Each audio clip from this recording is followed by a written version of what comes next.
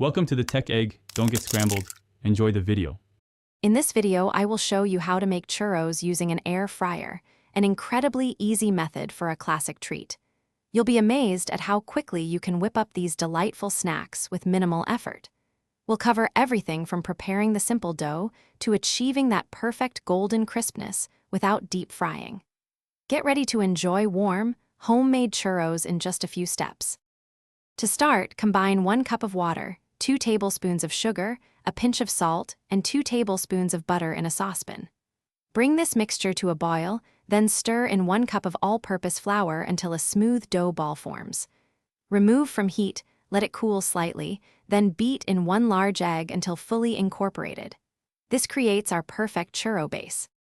Now, transfer your warm dough into a piping bag fitted with a star tip. Carefully pipe 4 to 6-inch churro sticks onto small squares of parchment paper. Preheat your air fryer to 375 degrees Fahrenheit. Air fry the churros for about 8 minutes, flipping them halfway through the cooking time. This ensures they become beautifully golden and crispy on all sides. As soon as your churros are done air frying, while they are still warm, roll them generously in a cinnamon sugar mixture. To make this, simply combine 1/4 cup of granulated sugar with 1 teaspoon of ground cinnamon.